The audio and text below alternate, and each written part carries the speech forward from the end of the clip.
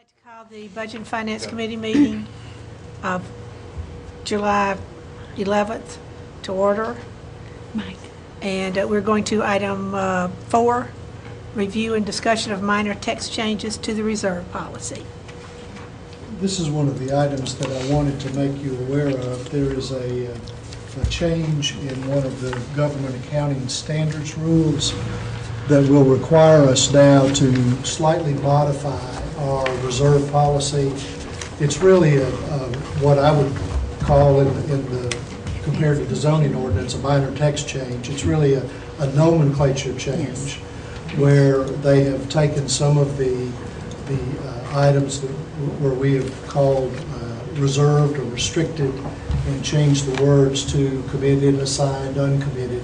They've changed a little bit of the language and some of the policy features that back up that particular language. What I've included for you in this packet are really 2 documents. One of them is our existing reserve policy, so that you would have the opportunity to look at that. That's what the one that we adopted in 2009. And then I also included a recent memo from MTAS that very clearly explains what is in that government accounting standards rule. Mike, I think it's 53 or 54, whichever the number is. And again, this applies to all of our audits, beginning with the one that covers June 30th of this year. So we need to go ahead and amend our policy to bring it in conformance with that GASB statement prior to the auditors leaving later this year. So what I wanted to do is get this in front of you and let you know that this is in play as far as making these changes, give you another chance to look at that policy, see if there's anything else that you would want to change relating to just the nomenclature of it. But it does change some of the various elements that we have under the stabilization reserve, where we break down with some precision the 33% reserve policy that we have into so much for cash flow issues, so much for insurance, and so on and so forth. You know, one of the recommendations of the Statement 54 is that we actually come up with policies of how we replenish those reserves if they're used.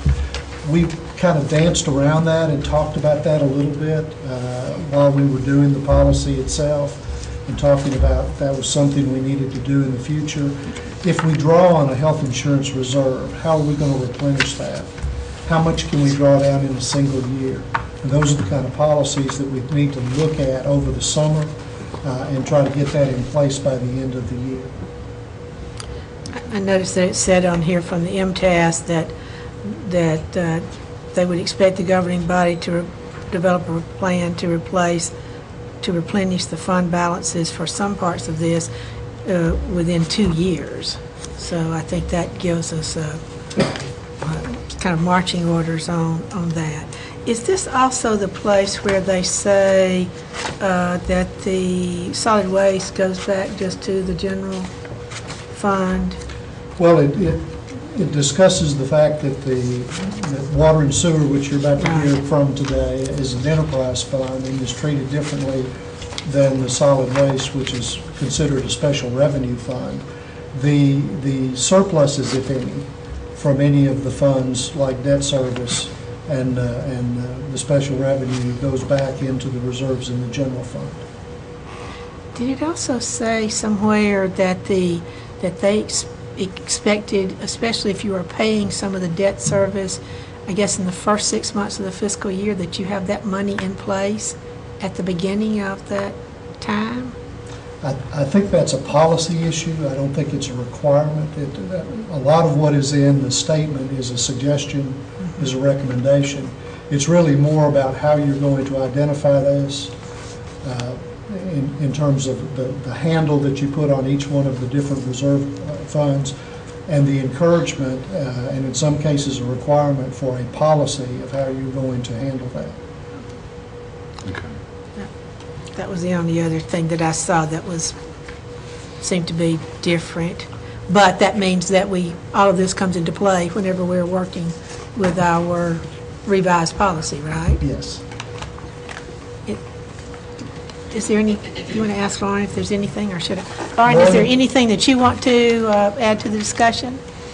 No, I just agree with everything Russ says, that we're not suggesting modifications to the actual percentages or amounts that the fund balance would make up. It's just really the naming convention. But this is an occasion for us to look at things like what we would do to replenish some parts of it that will need a policy statement to go with that. Absolutely. It's a lot easier that if you're in that situation where you have dipped below your policy level to rely on a replenishment policy and a time frame associated with that replenishment policy. I guess we need to identify for the listeners on television that joining us by WebEx is Lauren Lowe, who's with Public Financial Management and who is our financial advisor. Thank you. Chairman, if I could also go ahead and mention on item number 9, if you would take that out of order.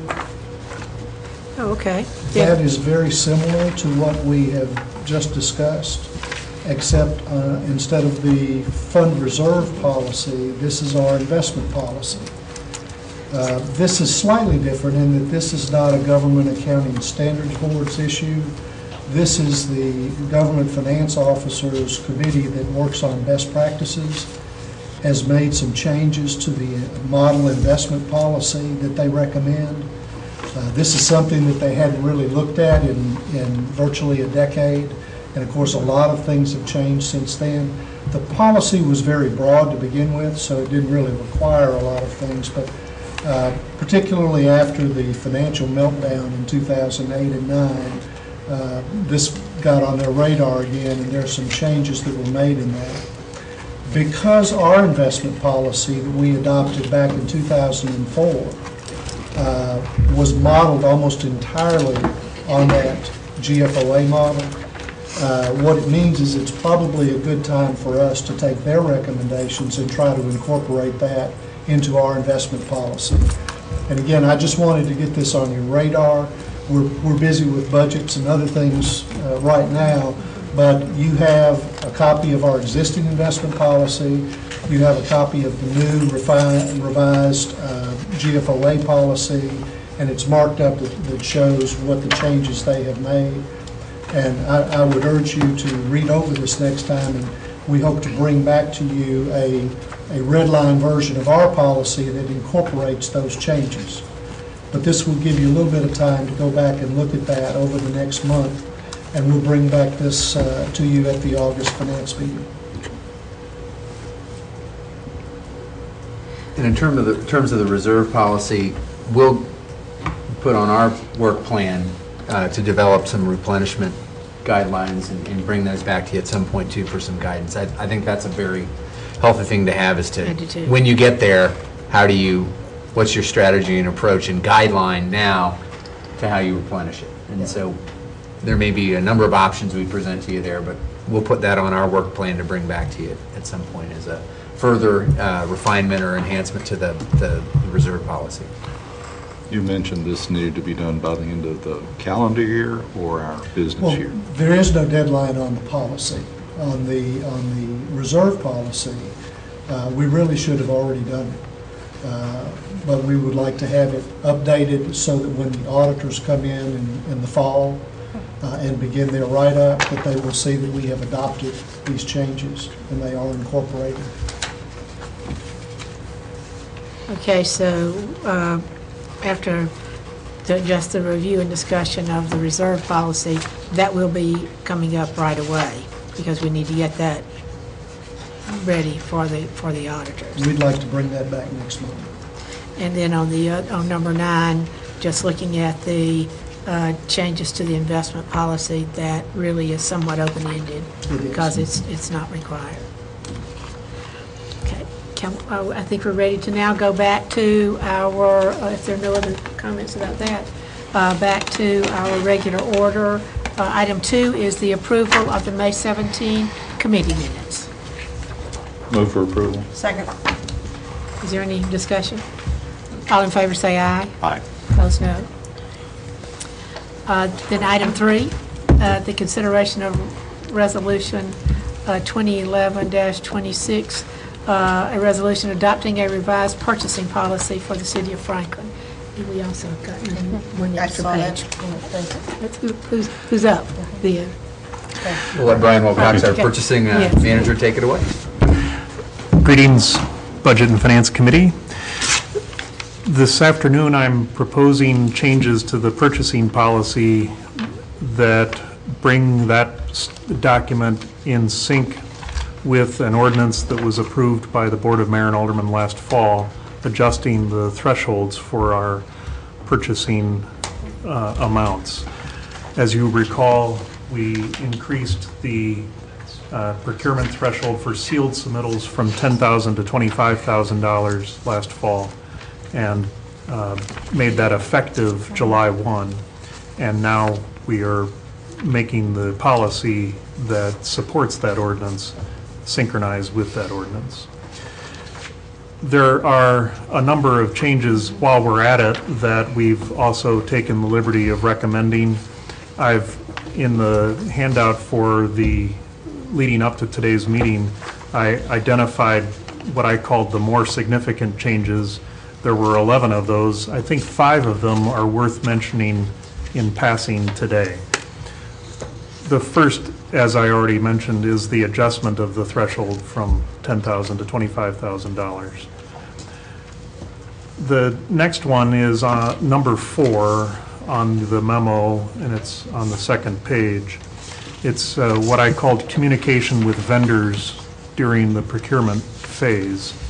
Here, we're recommending that we be more explicit about how it's important to have all communication funneled through the purchasing office, or alternatively at a public meeting of the Board of Mayor and Aldermen or the Budget and Finance Committee, so that we're very careful to make sure that all the vendors who may be interested in competing for a solicitation have the same information.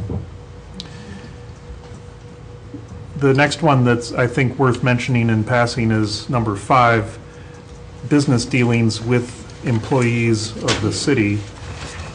Here, what we're recommending is that we synchronize the purchasing policy with our human resources document policies, and the way that we've cleverly suggested that we synchronize that is to delete the section in the purchasing policy so that there's no risk of being contrary or inconsistent. As you will see, though,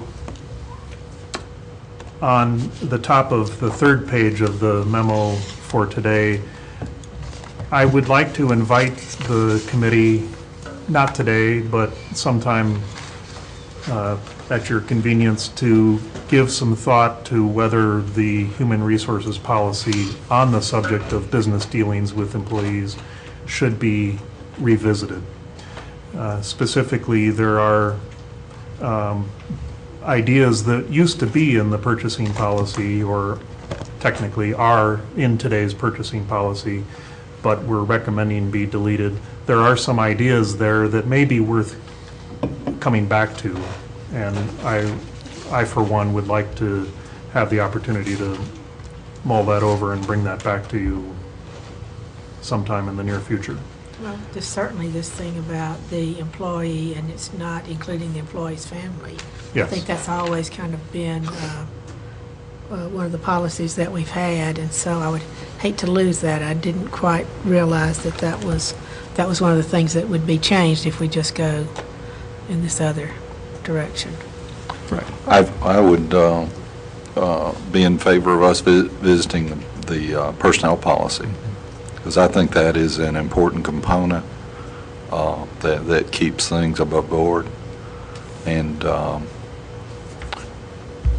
are there instances now where we are dealing with family members of employees? You know, I realize that, you know, we've got quite a few employees here, but It doesn't come up very often, but it does come up once or twice a year, and it's helpful to be prepared to answer that with a clear policy guideline on how that should be handled. Where you might run into it more likely is where we're bidding an obsolete piece of equipment. And, you know, you may have somebody say, well, I wouldn't mind having that, or my brother or my son or something, you know, or daughter or somebody might be interested in that. That's probably where it is more likely to come up. Well, that's another example, but really in the section here, what we're addressing is the acquisition of products or services for the city. And so an example that comes to mind is janitorial services. Some of our employees are in that business, and they'd be interested in doing that for the city, for some of the outlying offices that don't have dedicated staff for that purpose, or maybe a family member in that case would be interested in doing that for the city. Go ahead, Well, please. in here it says to the employee would be required, and I would think it would be the same with their family, required to bid or submit a proposal in the same manner as any prospective service provider. So I would think that we wouldn't want to ever write out the fact that somebody could bid on it. I mean, you know, free enterprise society, I think we should allow, certainly make sure there's always room in here for, I mean, we don't live in a huge metropolitan area like New York, Chicago, Atlanta.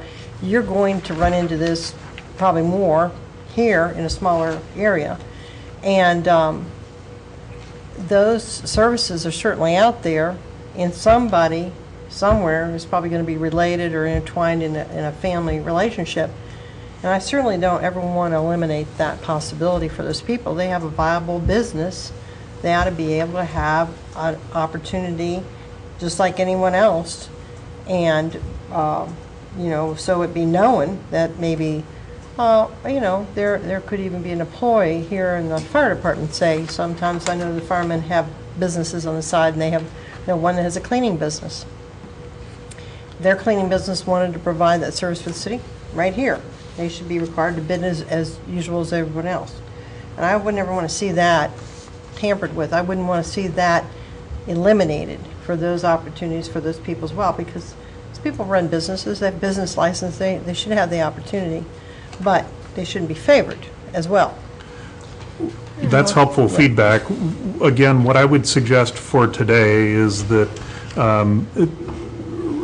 recognize that at the moment we have two different policy statements that appear to be slightly at odds with each other. Right. One that's in the purchasing policy, which is what I'm presenting to you today, and one that's in our human resources manual. Okay. And what I'm suggesting today is that we look to the human resources manual to be the source of policy on that subject. So- And if you'd like to revisit what the human resources policy says, that's a subject for another Sure. day. And it's really out, I'd like the record to show that I recognize that's outside of Yeah, my that's good. That's fine. jurisdiction, if you will. So I don't pretend to be prepared Yeah. to speak on what the human Point- resources point well policy. taken. But I, on the other hand, would look forward to working with staff to come up with a suggestion. And- I make that comment for that purpose, and that It's helpful. reason, that I would like to send that to Human Resource to look at that, because it was, you know, it's an interesting point that's been brought up here today, but I totally agree with what you're saying here. You know, this is a little different what we're doing here. Well, let me say the other side to that, though.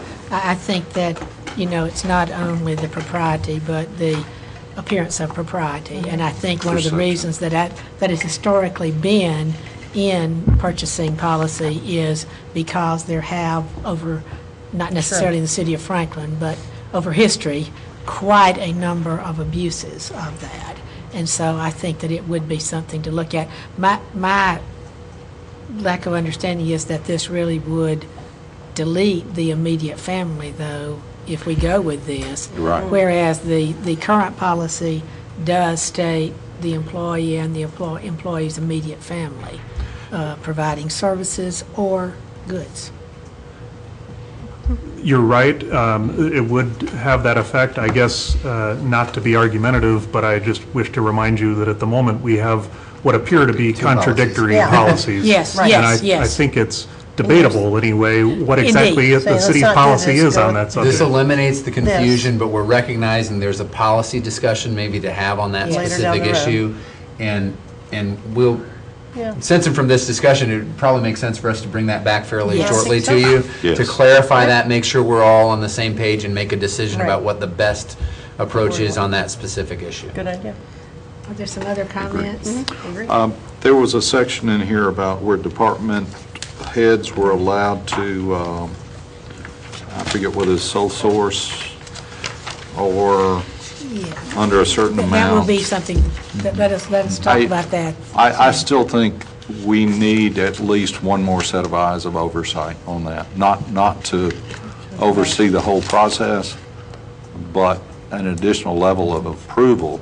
And since this is at the director's discretion for these, I think it would be appropriate for the director of purchasing to also not review in detail, but just to look at it to make sure that there's also consistency between department heads and how that particular portion is arrived at. I appreciate the comment. If I may, I would wish to remind you that under the ordinance approved last fall, effective July 1, purchases under 10,000 are at the discretion of the department in the first place, with the caveat in this new policy proposal that they're encouraged, where it's prudent to do so, to competitively price larger purchases within that $10,000 range. But the fact is that under the ordinance approved last fall, the departments have the discretion to make those purchases under 10,000 today. What the proposed language attempts to accomplish is to clarify that just because it's sole source doesn't change that. They don't have an obligation, because it's under 10,000, they don't have an obligation under the law to competitively price that. So if they're saying to themselves, well, this is a sole source, that shouldn't trigger the need, in my opinion, to require a process any different than any other purchase under 10,000. Again, the policy does add language, if you approve it, that encourages them to competitively price even purchases under 10,000. The next strata, if you will, is between 10,000 and 25,000, and that they will, and today already are obligated to show the purchasing office that they have tried to get 3 quotes, because that's what the law says, if possible, is exactly what the law says. And we agree that the only way to look the auditors in the eye and say, we're enforcing this, we mean what we say what we mean, is to have a form, we call it a requisition, that the departments are required to fill out when they have a purchase between 10,000 and 25,000. And if they're claiming that it's sole source, they have to show me how they've documented that. I'm not just going to take your word for it. What'd you do to establish that? Did you get verification from the manufacturer? Have you checked the internet web to see if there are other products on the market that meet the needs of the department? So I appreciate your comment, and I think we're doing that for the next strata of purchases between 10,000 and 25,000, and of course, anything over 25,000 as well. Anything over 25,000 not only would have to be reviewed by purchasing, but would have to come to the Board of Mayor and Aldermen as well. Except that I've made some policy suggestions there, and I'll get to that in just a second. Have I responded to your Yes. concern? And I guess I want to make sure that, Director A is not buying 7,000 widgets, and Director B is also buying 7,000 widgets, that maybe a joint purchasing might be more economical, just some oversight, maybe even through your requisitions, that your staff would recognize, hey, this director and this director are ordering some of the same things. Is there an opportunity for us to be more efficient by ordering in bulk and then splitting those? There absolutely are opportunities for those. I think of those as consolidated purchases, where we mix the buy of one department with the buy of another, and maybe multiple, and package them together to try to attract a lower unit price. And we have some success with that, and I look forward to doing more of that. But I think we are capturing the information today where we're able to recognize those, and I look forward to us being able to do more even than we're doing now. And that is an opportunity. One of the things Brian does is he meets regularly with the lead purchasing people in each of the departments together as a group and tries to facilitate sharing of information across that group, and that's going to help facilitate that. He also sees these transactions, and as we develop more and more our purchasing office capabilities, that's the kind of thing we're going to continue to try to build on and need to continue to look at. It's a great point. I have two more things that I think are worth mentioning, and Russ has given me strict instructions to get out of the way, so I'm going to... Let me just ask you one No, quick but we question, have some real other fast. things we may want to add. Real quick. It doesn't need to be drawn out. But when a purchase is made and that purchasing person in that department is making them, they're coordinating that with the director of that department, correct? Absolutely. That's all I need. Okay.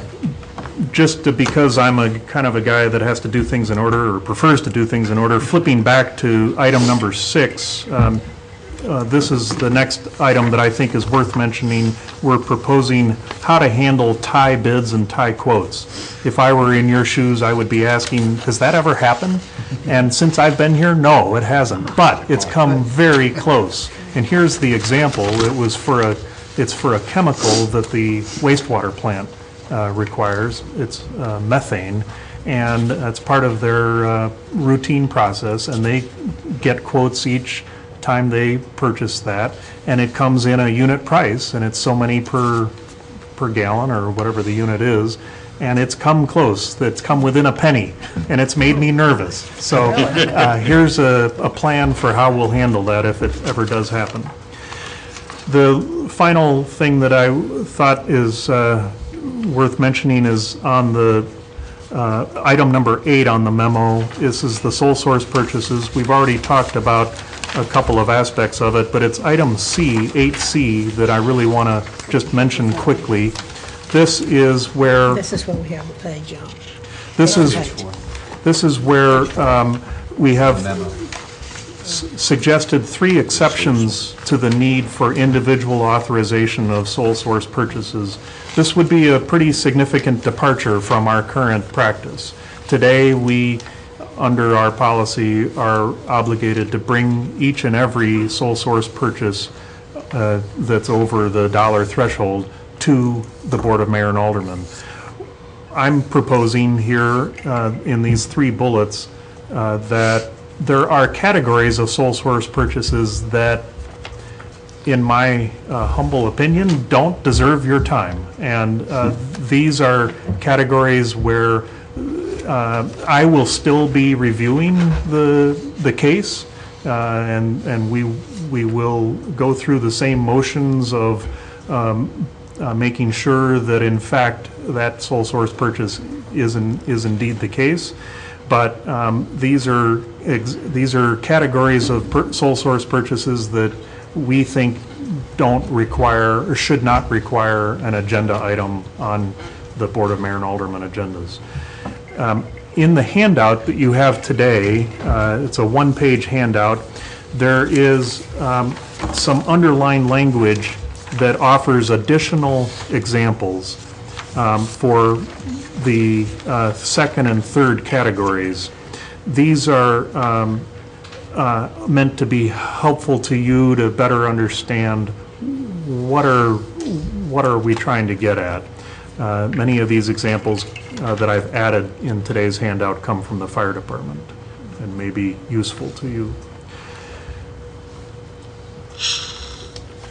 While we're looking at this handout, on the flip side of it is a reprint of the very first page of the policy with one minor change from what was distributed leading up to today's meeting. Instead of just saying that this policy doesn't apply to purchases pertaining to the design and construction of new infrastructure and facilities, I'm pointing out that what we really mean is either the design and or the construction of new infrastructure and facilities. And we'll reflect that in the proposal when we bring it to the Board of Mayor and Aldermen. I'm almost done. The one more thought to leave you with, in addition to the subject of business dealings with employees, and we'll come back to you on that, I'd like to plant another seed, and that is that today, by resolution, the Board of Mayor and Aldermen has delegated to the city administrator the authority to sign contracts below $10,000, so long as they are reported at the next available agenda.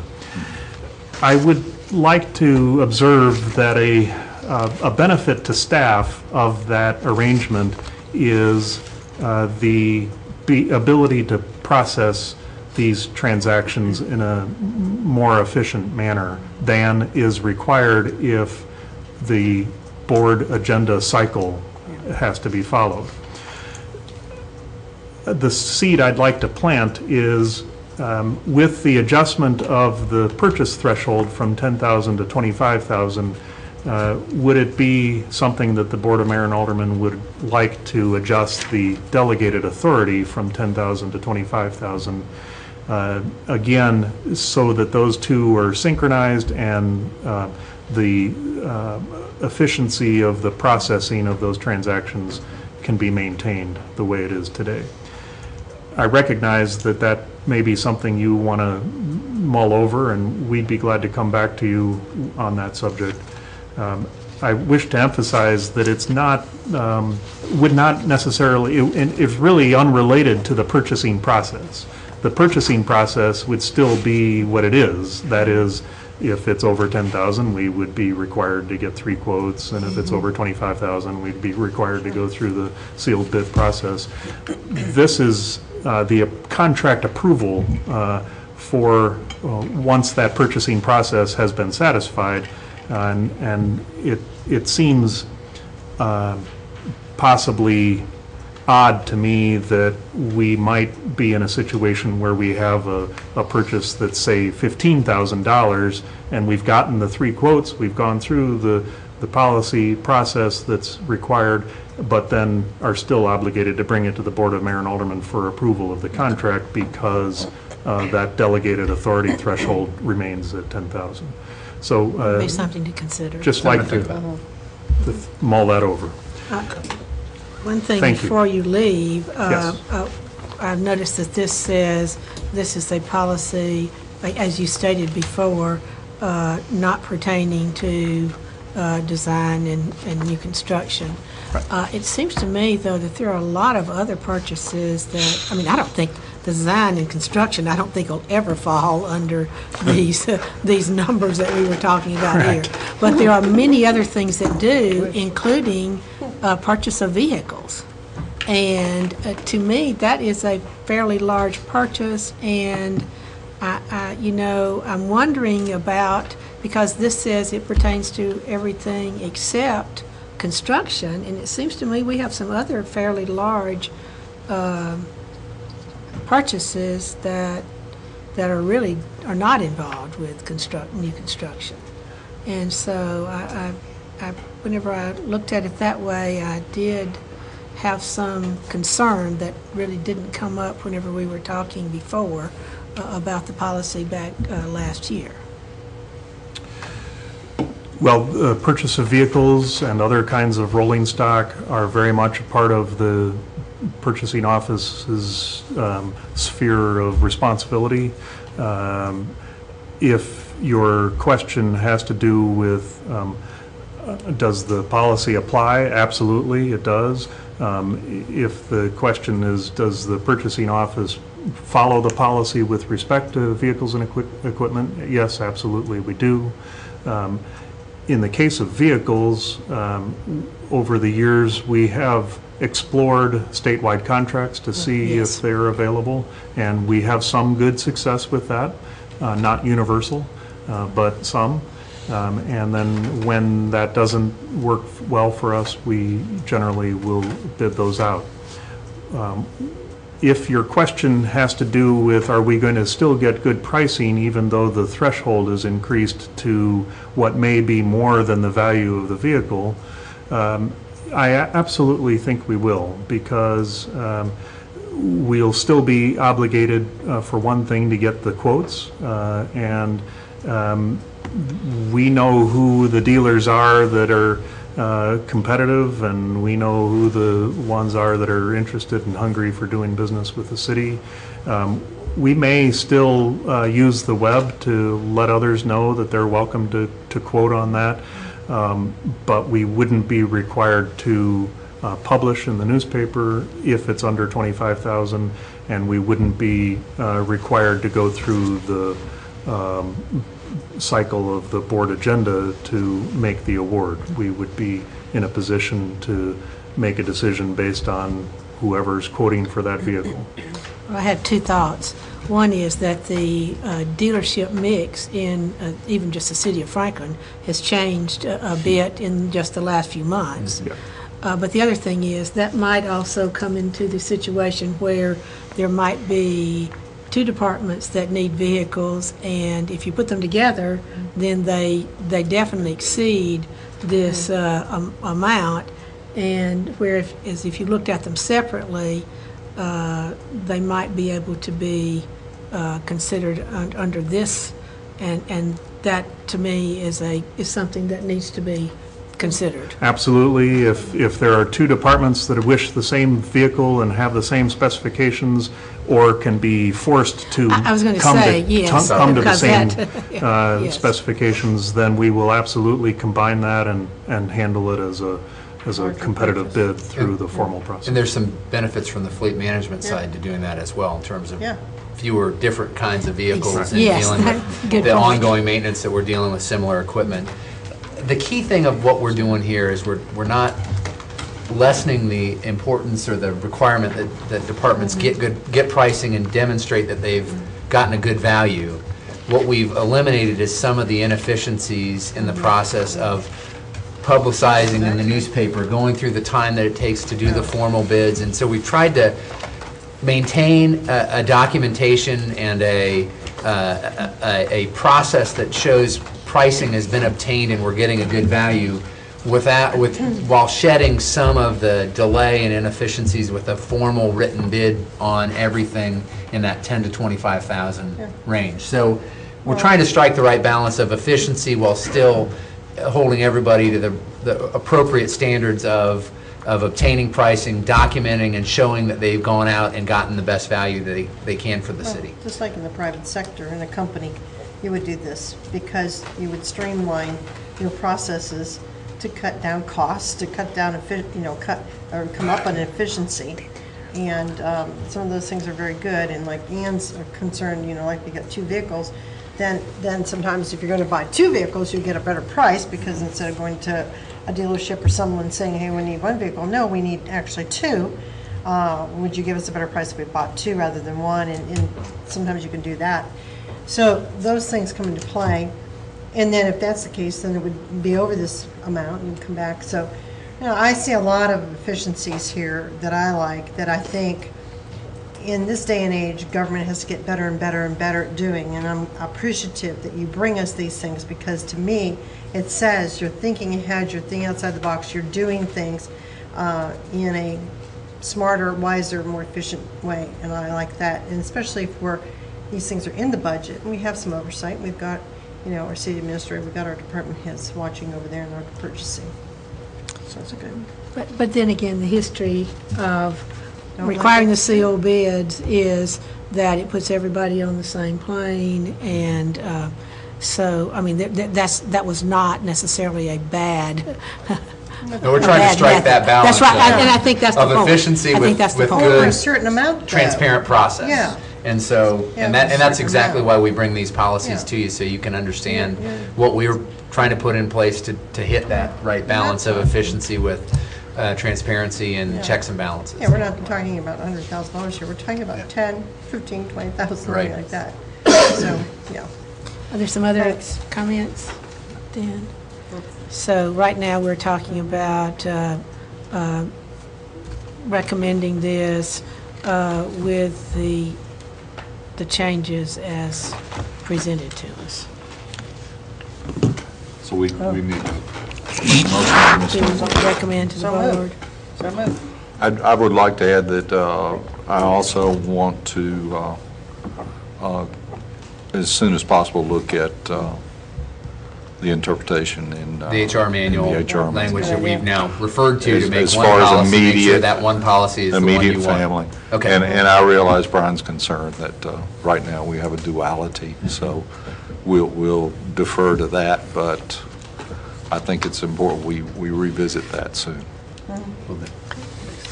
And let's see, so was there a Second, second? second. Okay. Yes, Oh, second. I'm sorry. Okay. Any further discussion? All in favor of the motion, say aye. Aye. Aye. Opposed, no. Thank you. Thank you so much. Thanks, Brian. And our next item is, let's see, now, we have really covered number 4, I believe, because that was not a voting item.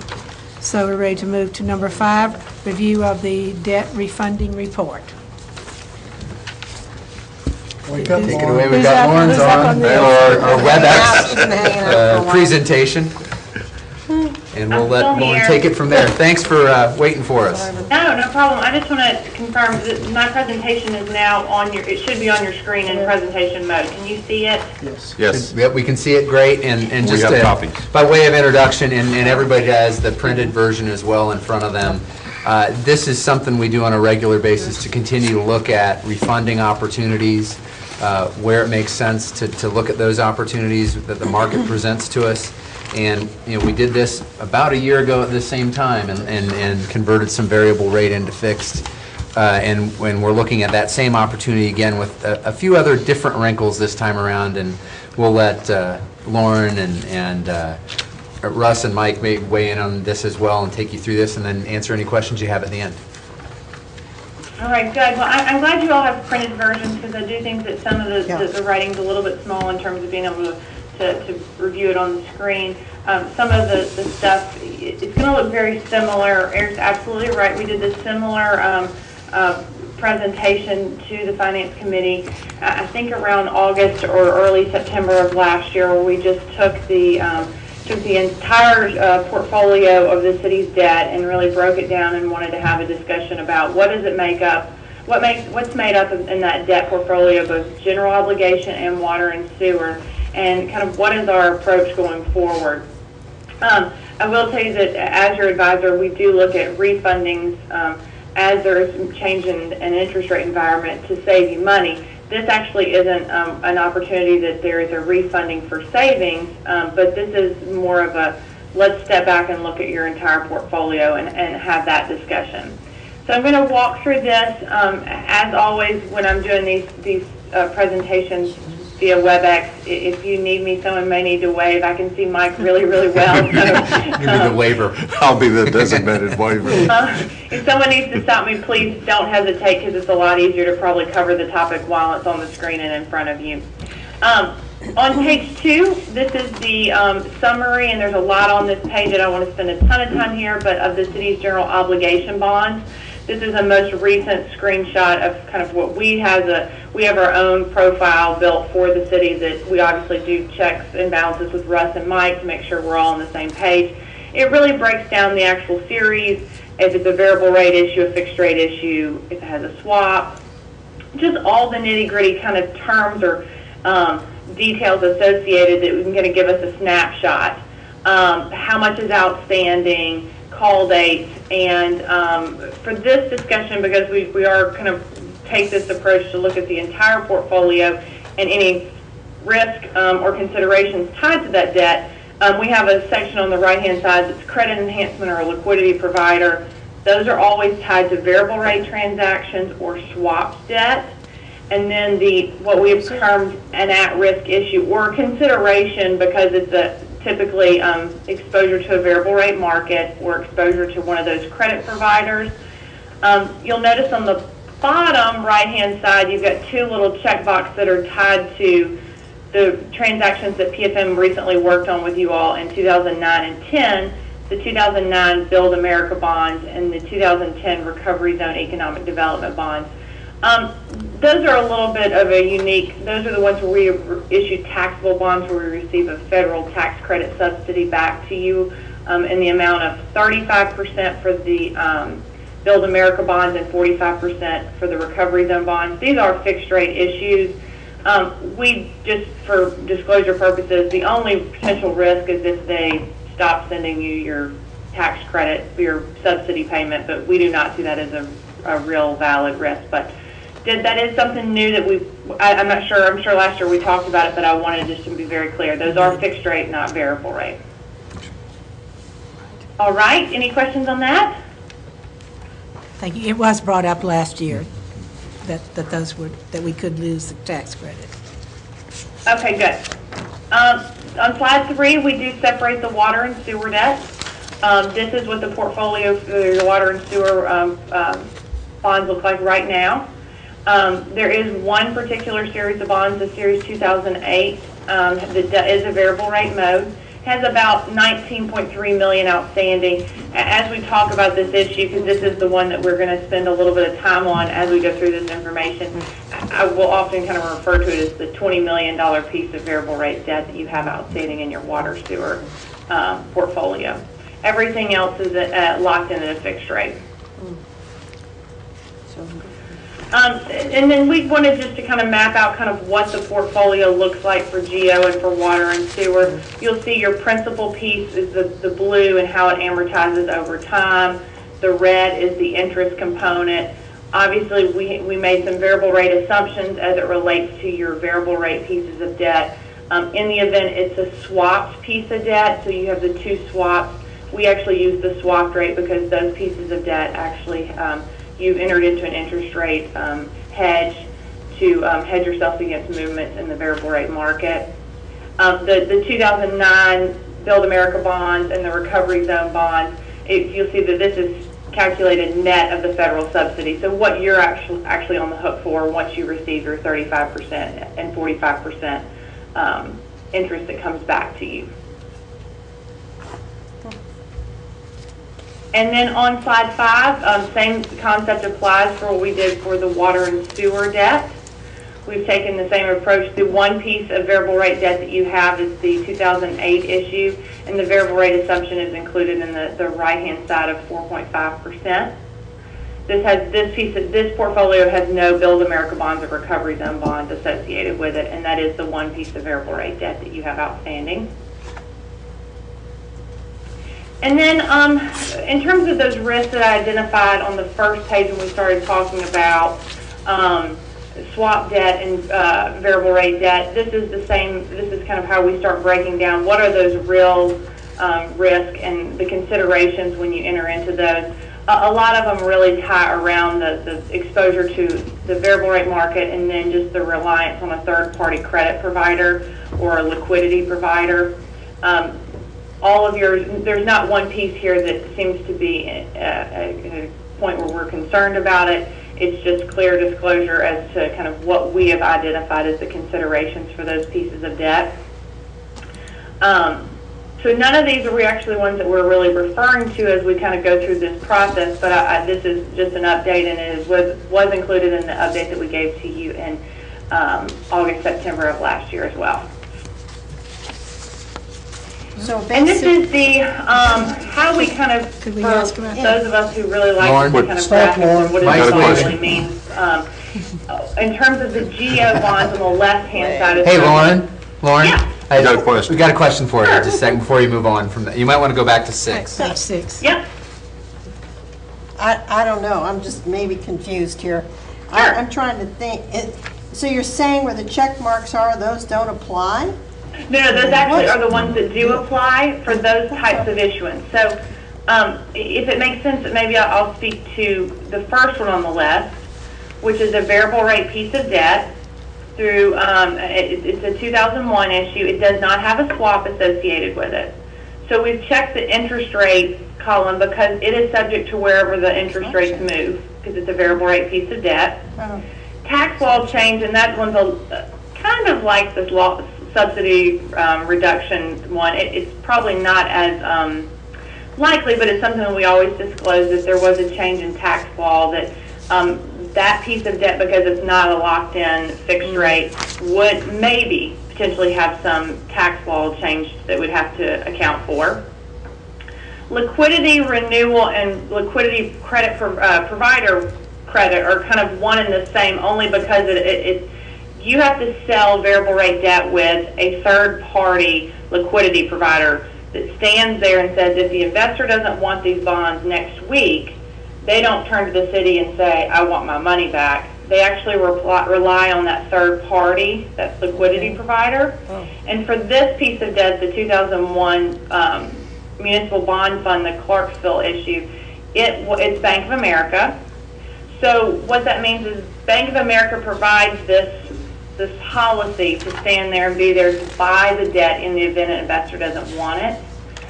So the renewal means that if they don't want to renew that policy in the future, that you would have to replace them with someone. Now this is a little bit unique because the bond fund would work to, work with Bank of America or an alternative provider to help you get a new policy in place.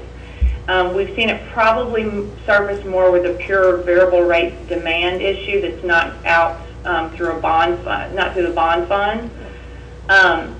And then the credit providers, that if something happened to Bank of America's credit, something substantial, you could see that in terms of your market interest rates, because the investors buy those bonds knowing that next week if they don't want them, they're relying on Bank of America's credit to reimburse them for their investment. And then issuer credit, which is on the far right, that's probably become more apparent over the last 3 to 4 years, not so much a concern for you all because you are a AAA rated city, but some investors will really sift through and focus not just on that Bank of America credit or that that liquidity provider's rating, but look to who actually is standing behind, who's the person who borrowed the money. Is it a city, a county, what's their credit, how long have they had a rating? For you all, not so much consideration just because you're so highly rated, but something to always consider that it can come into play. Okay, all right. Well, while we're looking at this, then just the fact that this is variable rate, and today things are also again up in the air, really internationally, certainly not just in the United States, about the concern about government debt, and so I know we have more or less had as a policy that we would be considering moving as much of the variable rate as we can as we move along to fixed rate. Do you foresee anything with, as I say, even just what happened today?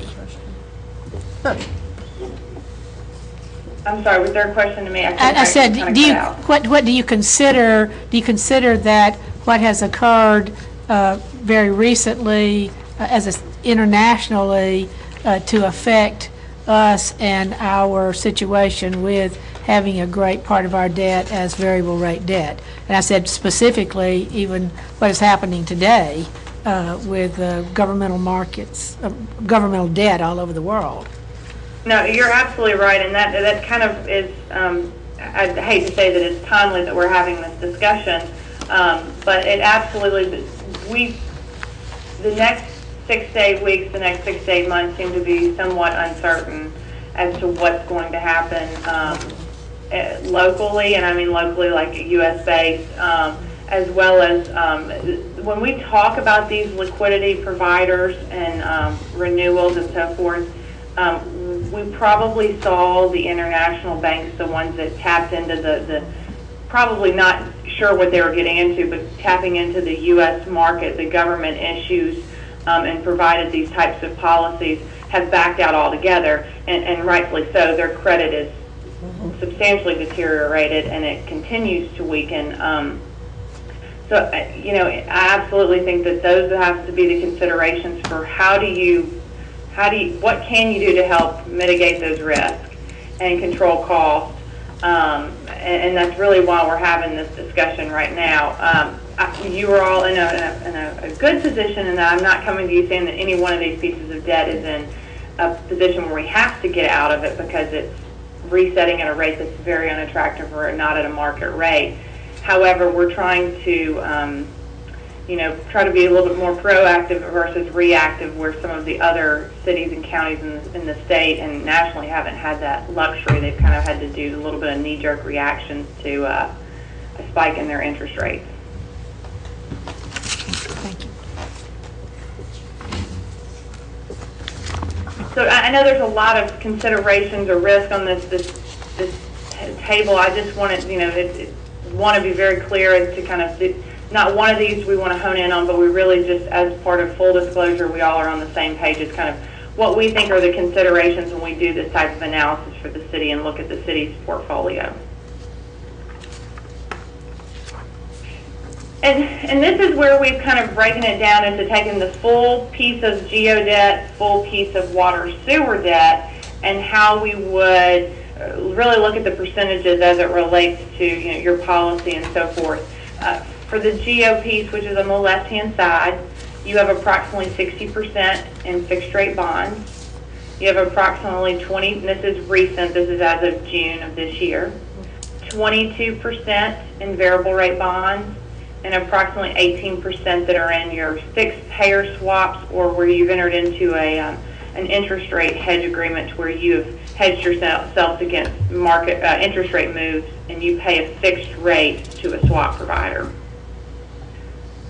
On the liquidity exposure, because that seems to be where we've seen more fluctuation in the variable rate market or swap debt because of those third-party credit provider risks. That's actually where we were last year when we had this discussion.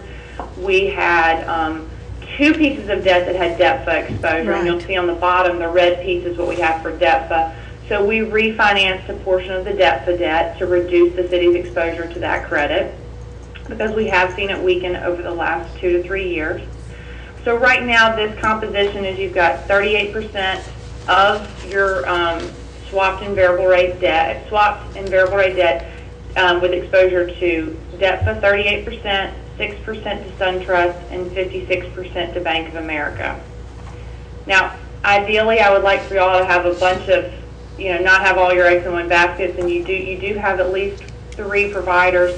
It is not uncommon to see few providers because what I was mentioning earlier, international banks are not providing these types of policies anymore. They're not renewing them. And local banks obviously have also been hit with the credit crunch over the last 2 to 3 years as well. So where, one bank, I'm not going to specifically name any one because it doesn't matter. They've all been downgraded over the last 2 to 3 years. Once was a high-rated A credit, now they're in the triple B range, and it doesn't make sense to renew those policies. So this type of exposure is very common in terms of having more exposure to one provider versus another. On the water sewer debt, you have the variable rate bonds and your fixed rate bonds. You have one particular. Okay, I see somebody waving. Ann has a question. Before we go, when we were talking about the liquidity exposure, I know we moved away from DEPFA Bank on one of the issues. Is the other one the Franklin Public Building Authority? Is that what that is? Okay. Let's go then to water. That's correct. That's the one that's outstanding. Okay. Okay, and then on water sewer, what we've done is the same type of comparison chart for you. And it looks a little bit larger in terms of your percentages. Now, there's not as much debt, obviously, associated with the water sewer fund. You have 60% in fixed rate, 40% in variable rate. Now, it is that one particular issue that's driving the 40%, the $20 million 2008 loan that I spoke to earlier. I didn't do the liquidity exposure because it's only one piece of variable rate debt, and it is a Bank of America facility that you're exposed to, because the chart would just be all one color. So, any questions on that? All right. And then we did break down just a little bit on the GOPs, kind of what we see is that there's a portion of your debt that we kind of see as it's an asset liability matching, and some component of your variable rate debt is naturally hedged because you have a fund balance that's sitting in an account at a variable rate. So we wanted to be very clear that we did break this down on page 8. The 60% associated with fixed rate bonds doesn't change. You have your 18% for your fixed payer swap. And then what we did was that 22% that you have in the variable rate market, we then broke it down and kind of divvied it up between approximately 19% we termed as naturally hedged, or you also have an asset on your books that is in a variable rate mode, your unreserved fund balance, versus the 3% that is outside of the 19%, to come up with a total of a 22% variable rate market exposure. Any questions on that? Well, is this unreserved fund balance affected by the proposed changes that we were discussing a little bit earlier?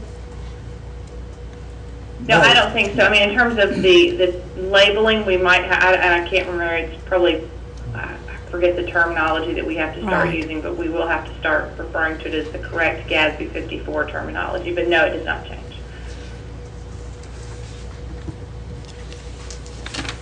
Okay. All right, and so on page 9, this is just kind of how, as we walk through GEO versus water and sewer, how would we identify the issues that we would see as a consideration to maybe look at moving them from a variable rate to a fixed rate or out of a swap, depending on, where the market is. So what we have is in the top portion, it shows variable rate exposure 60%. Be very, very clear. That's also inclusive of your, and it may not need to be 6, I'm sorry, it needs to be the 22% plus the 18, and I think I may have just typed that wrong. I'm so sorry. Let me look. That should be a 40%. I'm so sorry for that typo. The variable rate exposure for those issues is actually 40%, and I say 40% versus the 22 that we spoke to earlier, and that's because those also include your swap debt. And in all cases, even though it's swapped, it still has some exposure to the variable rate market. Now, it's very limited because you have layered on a swap, but in terms of just looking at this, we still would want to consider it when looking at any modifications to your changes to your portfolio. I will correct that. It does need to be 40, not 60. I apologize for that. The next layer that we kind of sift through is, okay, well, let's look at those that don't have a swap to them, because those are pure unhedged variable rate pieces of debt in the market. That's the 22%. So they're currently callable variable rate debt without a swap. All variable rate debt is currently callable. You don't need to. You don't have to wait for a future date to come up to actually make a move on that debt to call it. That's the 4 pieces that are not tied to a swap. And the major consideration for us is really the timing of the Bank of America renewals. I will tell you, most of yours are in a really good position. Your Bank of America, your terms are very attractive. B of A is on for long periods of time at very attractive premiums, as opposed to a lot of the variable rate pieces of debt that are outside of a loan program. Those tend to be less likely to renew and at much higher cost. But where we really focused was on your water sewer piece, and the next page is page 10, where I talk about the water sewer. And I don't break it down like that because there's the one piece of debt. We did feel like 40% of water sewer exposure was something that kind of stood out to us. We feel like rate stability, interest rate stability could help in terms of predictability when you look at where you set your water sewer rates. You don't have to be concerned with any changes in the variable rate interest rates and how they would affect what you have coming in to pay that debt service. So that's really where we started to focus. Now, there is some considerations that we want to kind of think about. Right now, that piece of debt, as the others, are all resetting at very, very attractive rates.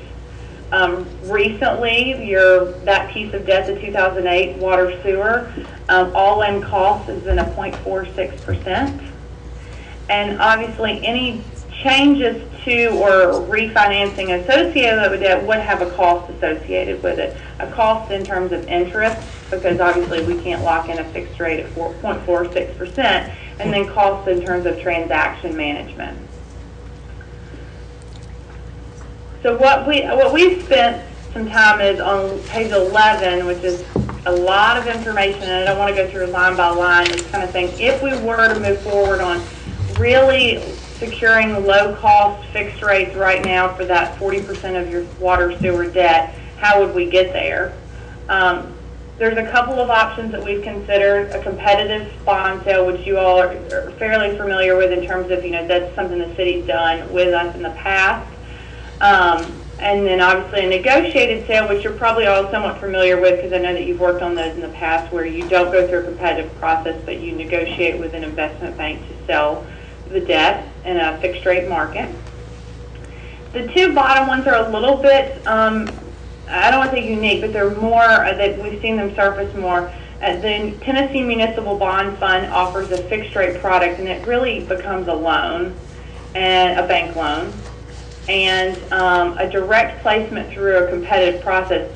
Same concept as the bond fund product, but it's just, we could go through a process of issuing a request for proposals for banks to propose a loan, a bank loan, for a fixed rate for a long period of time. I think all these considerations I want to talk about, but kind of first and foremost is the cost associated with them. The rates that we've assumed of a $315 all-in cost for the competitive and negotiated sale, in an actual market, you probably would not have them be exact. Competitive sales tend to be a little bit more aggressive and a little bit more advantage for the issuer to go competitively, like a good credit. I really can't come up with any strong recommendations as why you would go through a negotiated sale process right now. Last year when you sold, there was a large amount of supply in the market, and it really made sense to work with an underwriter to time the sale. Not right now. I think a lot of people push their deals through in 2010, so there's not a lot of supply in the market, and I think it would really, you would sell very well in a competitive market. So in terms of timing, disclosure, ratings, all that stuff is exactly the same for competitive and negotiated sale. I just can't come up with any real hard and fast reasons for you should go through a negotiated sale at this point. So I think that as we continue to talk through these options, I've kind of dismissed that option unless you all feel differently. All right. What option? Go ahead. I'm sorry. What option did you dismiss? The negotiated sale, Okay. that doesn't really make sense given where the market is now and the process, and that a competitive process is likely to get you better pricing generally than a negotiated will. Okay. What's not BQ? I see that. Oh, okay, and I do plan to speak to that in just a second. Okay. Bank qualified, because you can sell, in a city, you can sell $10 million in debt in one calendar year, so January to December. And if you sell $10 million or less, you're deemed bank qualified, and it becomes a tax break to whoever buys your debt. So First Tennessee or Bank of America wants to buy your debt, they actually get a little bit of a tax break when they buy bank qualified paper or debt.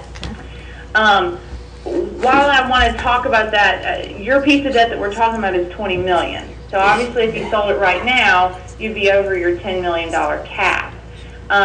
But the options that we want to kind of sift through over the next few minutes does talk about what if you sold $10 million now and secured that bank qualified status, which actually gets you a little bit better of an interest rate. So for our estimate for $315 not bank qualified, that means you sell it all right now, not just a small piece, not just the $10 million. If you sold just 10 million, you probably would get a little bit lower rate, like 3% to 305, something like that. You will get a benefit from the bank buying it and holding it in their inventory because they also in turn get a tax break. I say all that to say because one of the options that I want to spend some time on does, there's a real advantage to doing it bank qualified versus not bank qualified. So, and that's probably going to take me to my next point, but does everyone understand kind of where I was coming from on the negotiated sale process? Yes. Okay. I don't want to jump around, but I do want to kind of, y'all to understand where mine came from. If you look at the bottom option, the direct placement through a competitive process, we did not go through an RFP process at this point, but I did call the banks that we work with often and did not give them a lot of details with the exception that it was a very good credit. It would be a water sewer credit with a GEO backstop. How would they price a 15-year loan, a fixed rate loan for that type of credit? And without going through a competitive, like you wouldn't go into a competitive market, but if they were to go through a request for proposal, what would they quote us? The rate they quoted was the 395, assuming it was bank qualified, so you only did 10 million, versus a 554 if it was all of it, so the full 20. After looking at those rates in comparison to where you could sell on a competitive market, I felt like that was probably not a good option for us to consider either. Would you all agree? The rates look very high. Yes. Okay, good. I felt like that was a pretty easy one to table and move on. The numbers told the story there. I'm sorry? The numbers told the story on that one. Exactly. And that's exactly right. It's a little bit easier when it's like a no-brainer and the numbers tell the story, but as I'm going to come to you all with these kind of diving into the competitive sale versus the Tennessee Municipal Bond Fund product, those are not so much you can only look at the numbers, because that's when I think the next 6 considerations we want to disclose and talk about. A competitive sale, as you see in the numbers, the 315 is a good estimate based on current market rates. It's an all-in cost, so it doesn't just include your interest cost to borrow the funds, but it includes the cost to get there, so the cost for the underwriters, PFM, bond counsel, things like that. The rate that you see under the Tennessee, so the 2 lighter shades is the ones I'm going to kind of toggle back and forth between. The Municipal Bond Fund fixed rate product, the 338 is their all-in cost, and it's for 15 years. It's a fixed rate, as is the competitive sale, and it does assume bank qualified. So it assumes that you sold only 10 million right now. So you left 10 million in a variable rate loan, and you don't mess with it until a future date. The future date that they have suggested would obviously be January 1 when your bank qualified status restarts. So come January 1, your cap of 10 million opens back up and you now could sell up to 10 million and be deemed bank qualified. Their suggestion was to sell right now, lock in the rate of 338 all in, 10 million, and then come back to them in January, sell the remaining 10 million at 338. They actually would lock the rate in between now and then. With a competitive sale, we've assumed you just want to get rid of it all right now, sold 20 million in a competitive market, not bank qualified, at an all-in cost of approximately 315. So there's the cost consideration, because you could lock in the 338 right now, move forward. With a competitive sale, I wish I could guarantee y'all knew what the rates are going to be in the next 6 to 8 weeks, but I can't. And that's where timing comes into play.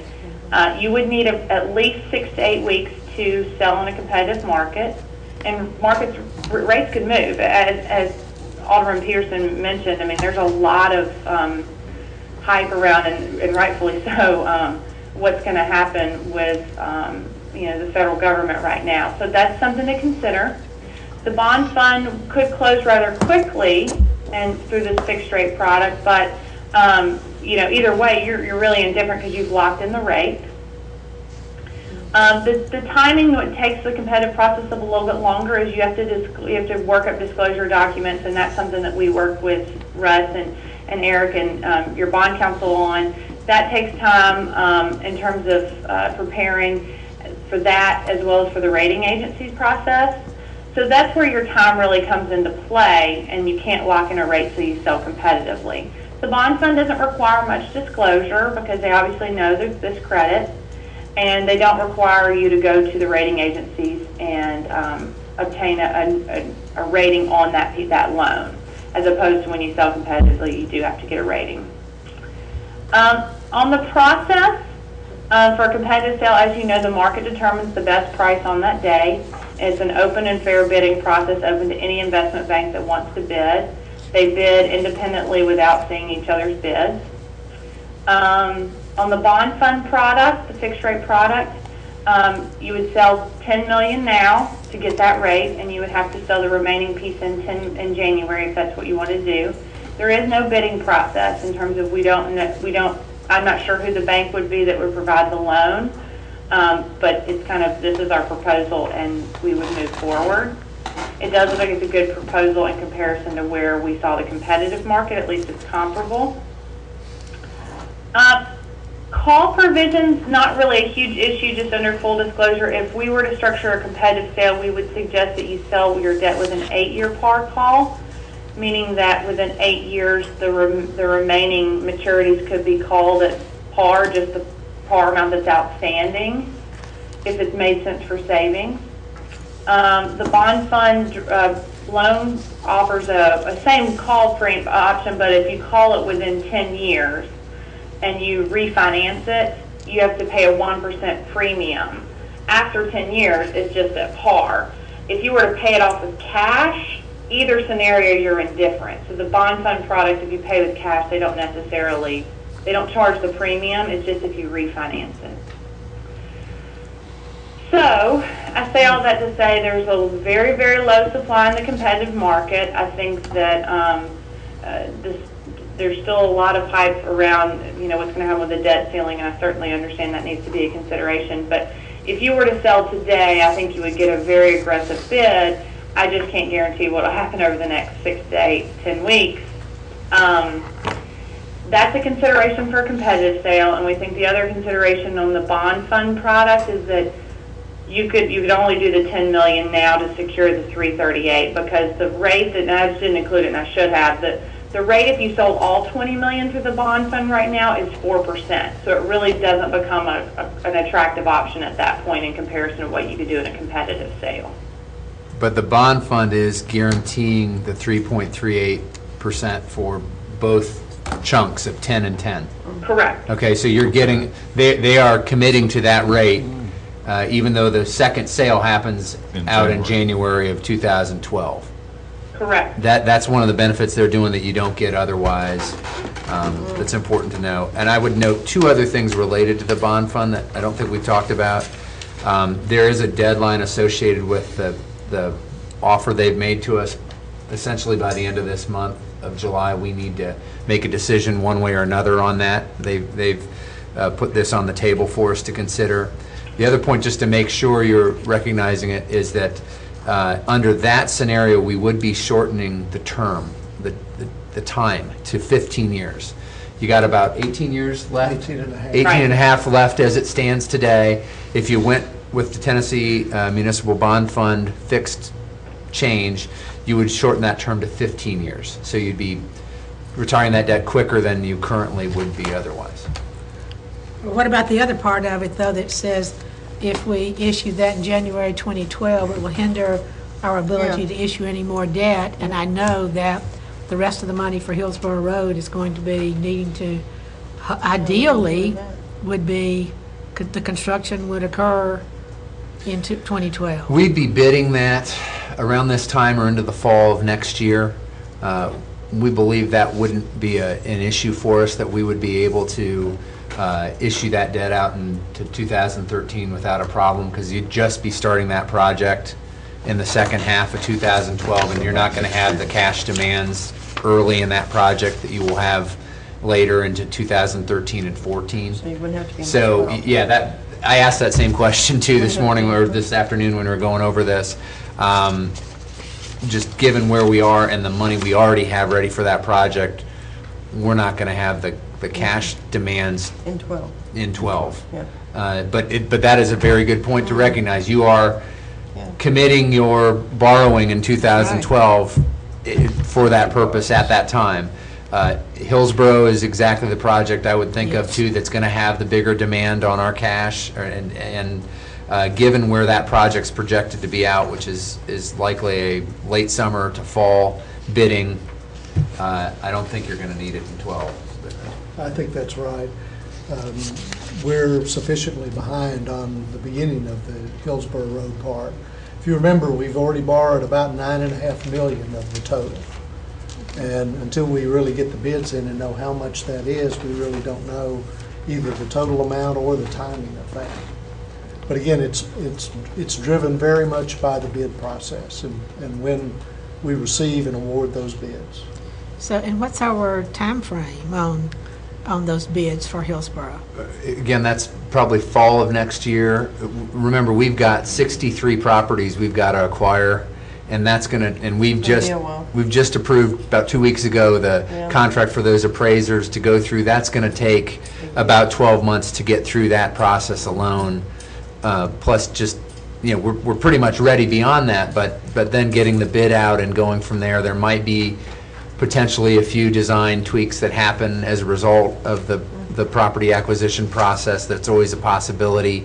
So we would see ourselves bidding it late summer the earliest, more likely into fall of 12. So that's one of the considerations to look at. But you're not going to be spending down that amount. You'll be committing to it before the end of next year. But the need for the cash, you're not going to experience Borrowing until won't 13 really- into yeah. 14 likely. Going to the next year. And remember, with the IRS rules, you're limited as far as the amount of time that you have to spend that money without running into arbitrage considerations. So you probably don't want to Do it. borrow the money the first day that you award the bid. You want to wait until there's a sufficient ramp up before you start doing that. Well, so how does that affect the money that we've already borrowed? Then what's our time frame on that, where we have to have it committed? Well, we borrowed it in 10, so I think we have until 13 to finish spending that first $9 million of it. We have spent some already. But that's only for the part for up to Del Rio, is that right? It is. Well, all of this is something to consider because there are a lot of intertwining parts. Absolutely. Other, Lauren, anything else you Yeah. wanted to add? I didn't want to cut No, you no, off if there are other I'm points you very wanted glad to you make. made those points. There's a lot I wanted to cover on this. I think just to elaborate on Alderman Peterson's question about the bank qualified and using your full amount, the $10 million in January, you wouldn't have to, meaning I don't believe that you are committed to doing that in January of 2012 to refinance this piece of debt through that product. Meaning if you got to that point and recognized you needed to borrow more money than $10 million in one calendar year, I think that you would be able to say it just doesn't make sense for us to refinance this piece of debt right now because of that bank qualified requirement.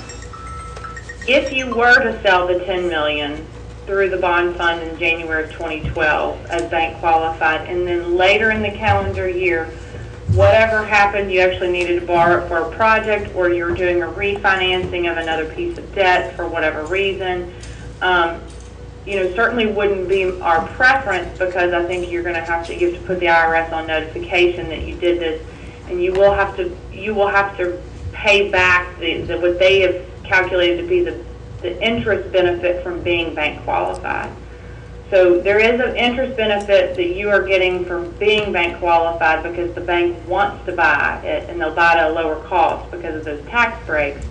So, it's not our preference to do that, but they don't lock you out of the market at that point because then they come in and say, okay, what is the value of you having that bank qualified loan versus just a regular loan? How much do you have to come up with and continue to pay us to make up for that tax break that we were giving XYZ Bank who bought the loan.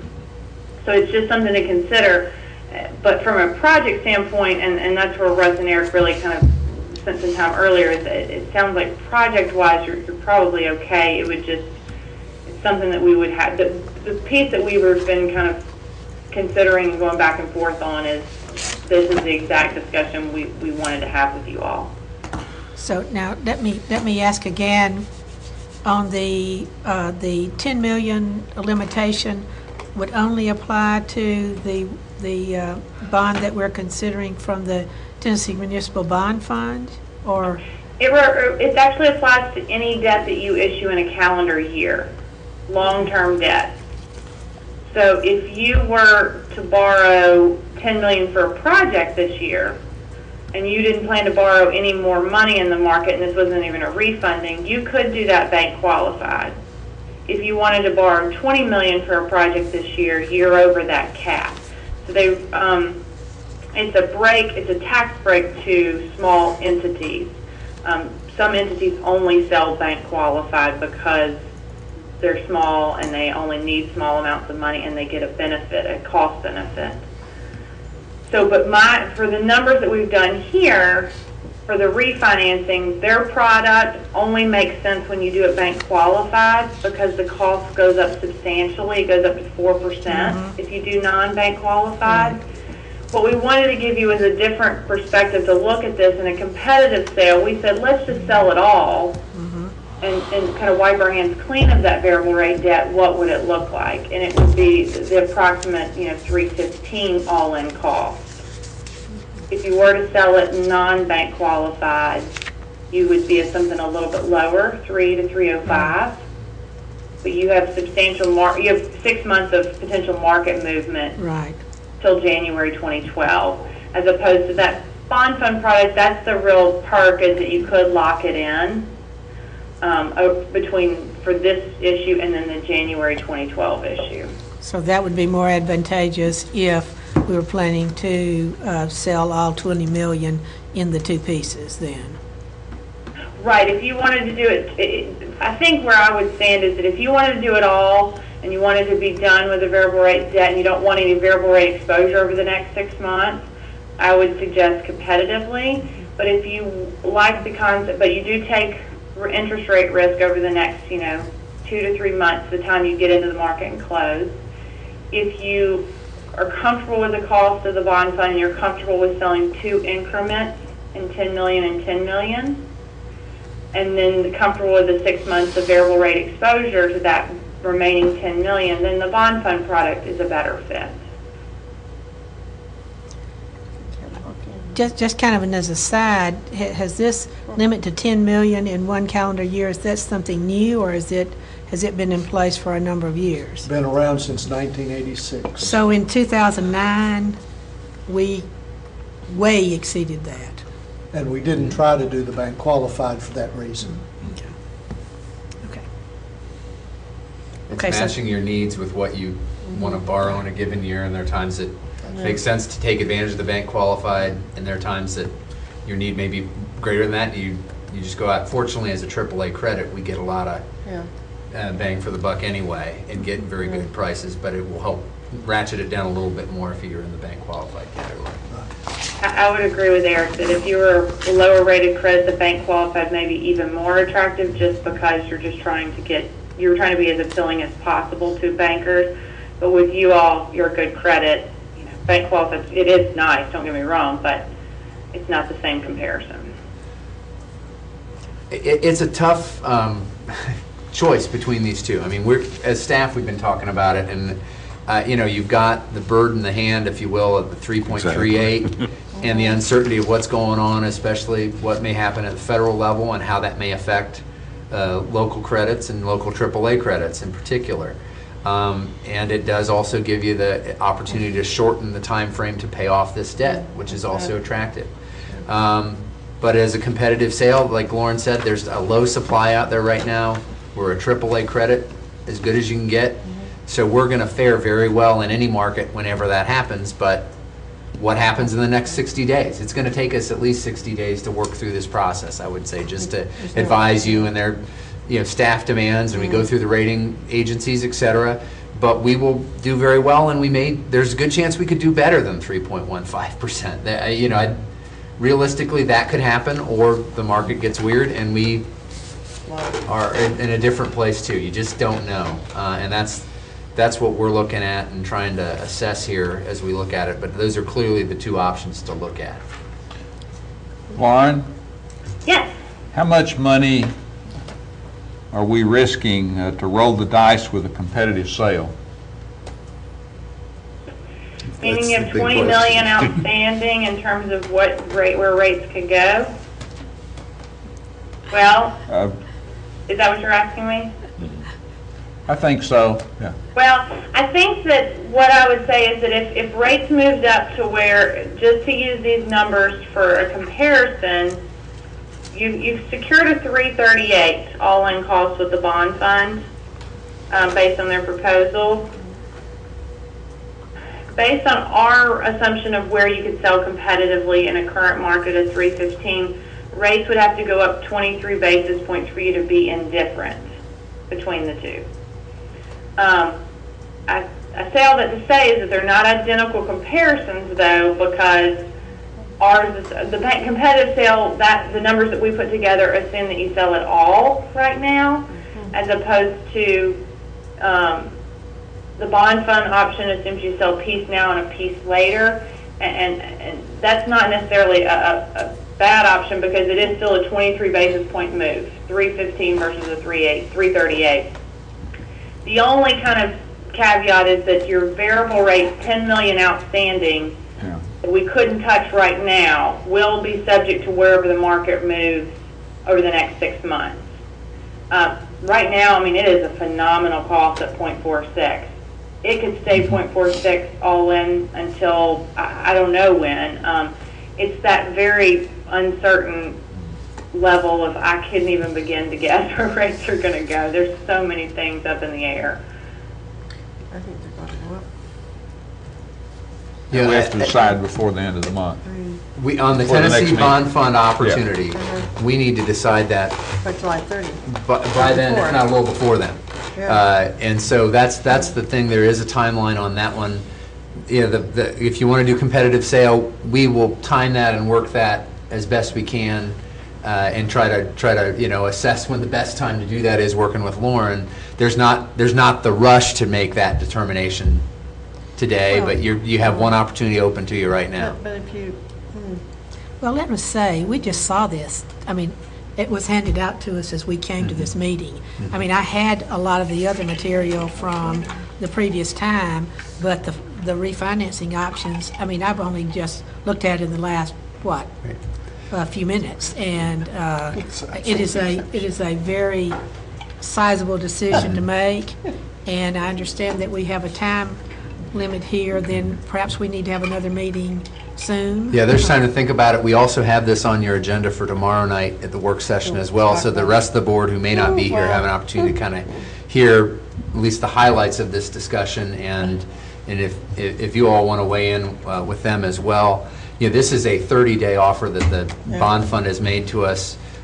In the time that we've had that, we've also taken the opportunity for Lauren to do the research to give you a point of comparison of if we went on our own to get a bank loan, what might that look like? And so we needed time to give you some comparative information. So we know that it is a shorter time frame to make the decision. We've tried to use that time to give you some actual information to help guide that decision, so that you know what the trade-offs are in these.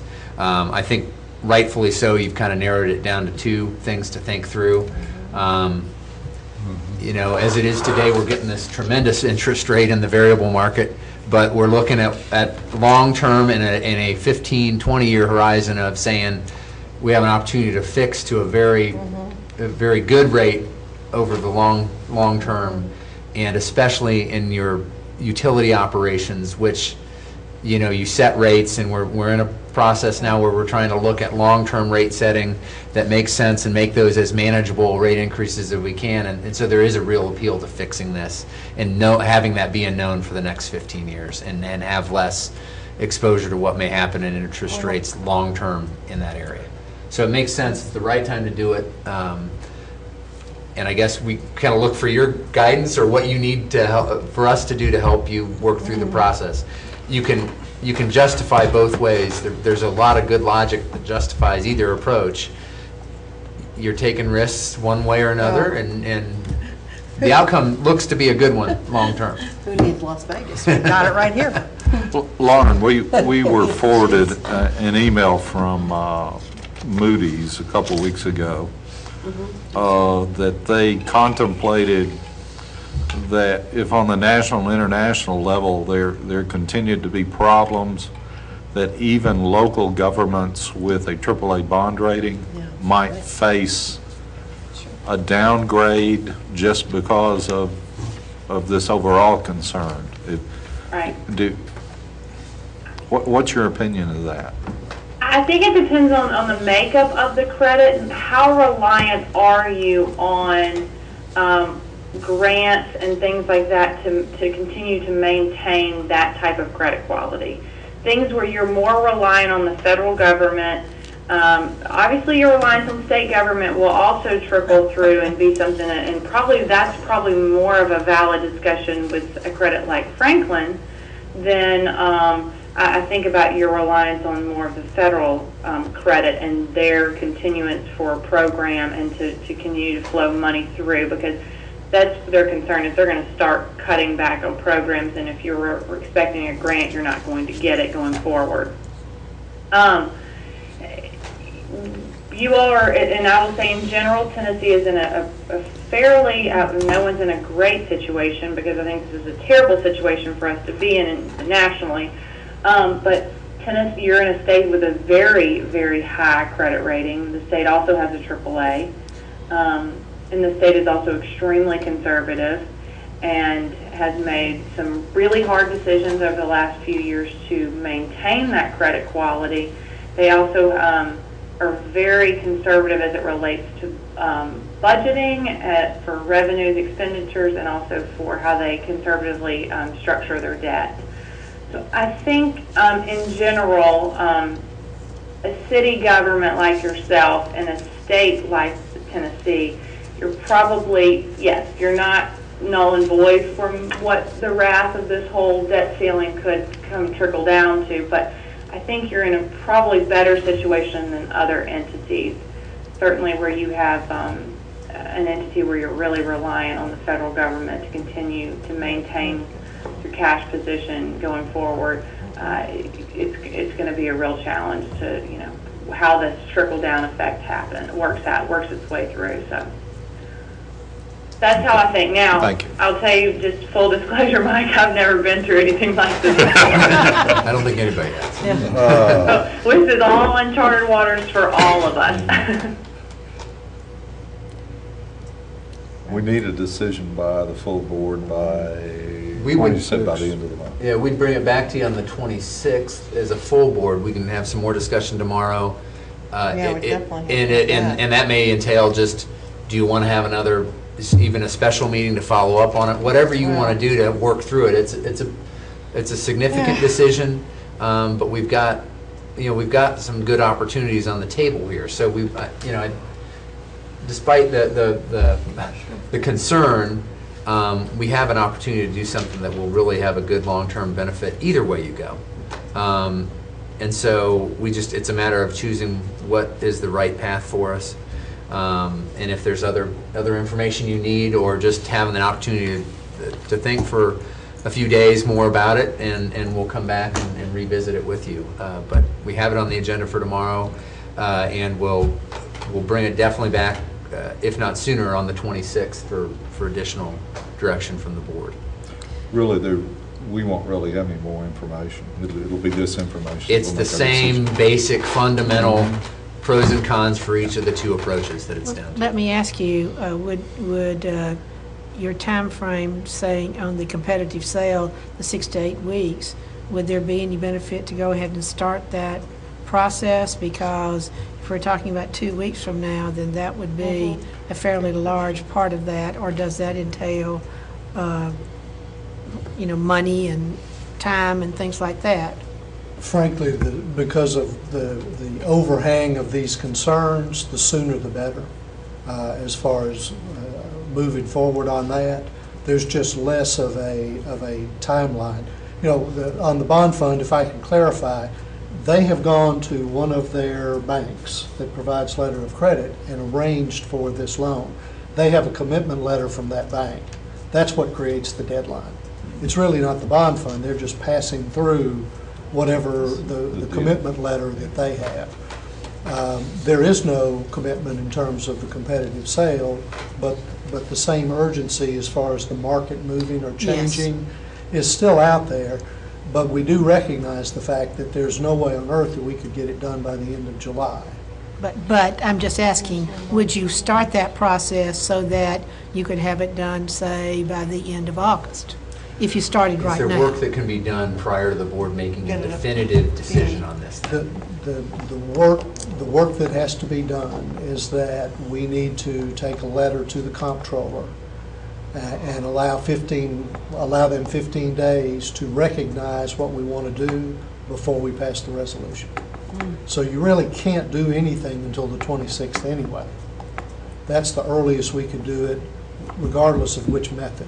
But I mean, would we need to send the letter to the comptroller and get the 15 days running, or what? Well, Could we send the letter and then still Do we have to decide to know- do Do we have to know which one we're The going loan. to do? if you can tell me what I'm going to put in the letter, So, or When you Dr. start Moore's going to that- put in the letter. When you start that process, though, there's no ability to lock in, is there? You can't do anything like that, can you? Not in the competitive No. sale. Yeah, that's what I mean. Yeah. but no then again, but I'm opportunity just to do saying, that? though, that would set us up, Too bad. in case we decide to go that way, it would give us a 2-week head start on it. If that could be done. That's what I'm asking. Could you send the letter, but still decide to do the Tennessee Bond Fund deal? I'd have to ask Lauren on that. I think the comptroller's going to look at us cross-eyed if we send them 2 letters that say we want to do this, but we also want to do But that. that's kind of the situation Open we're in letter, right now, yeah. isn't Somebody it? running for office. That I is think the- our 15 days will probably not be 15 days anymore, be like 25. We could send a letter to the state that kind of left it open-ended to do either or. The challenge is when you leave it somewhat of a not specific approach in a refunding plan, because that's what it is, it's a refunding plan that gets submitted to the state. You open the door for a lot more questioning about, well, you know, what is going to be your process and how are you going to determine it? And their technical determination of when that 15-day starts is when they've asked all their questions and gotten everything they need. So, They could Get slow that. walk it. Yeah. So Yeah. does that mean Um, that we would be sending them a letter immediately then? On the bond fund? We actually prepared a letter that had all of these options in it. And we were prepared to take it this morning, but we also checked in with bond counsel and received a strong recommendation that we just not do that we bring it to you and get some indication Right. of what direction you would want to go in. Well, I think that's very difficult since we've just seen this in the space of the last, less than 2 hours, to say, yes, we're going to do one thing or the other. I mean, I don't think that's fair to ask us to make a decision about that whenever we haven't even had the material before the meeting. And I apologize for just saying that bluntly, but that's exactly the way I feel. Well, we understand and feel very much the same way. The problem is, there's a chance that we might lose that commitment letter. Now, one of the things that we could do is go back and try to see if they would extend that commitment to give us 30 more days or 12 more days or whatever it might be. And I'll be happy to go back through the channels and try to see if they would do that. I just don't know that there's They may or may not. a guarantee that the bank would do that. But I mean, it puts us on the spot, to be very honest. Sure. You know, I think both of them we have significant exposure and risk, Agreed. and, you know, I like the idea of taking off the whole chunk at once, personally, taking the whole 20 million down, and I think you've got a shorter time period where you're exposed, whereas if you go with the Tennessee Municipal Bond Fund, certainly you got a rate clicked in, but you've got that 10 million floating around for 6 months that you're going to be exposed to. So it seems like to me there's a much shorter period of Let me clarify, though. Yeah, The- please. The Tennessee Bond Fund deal is 3.38 done in those 2 chunks.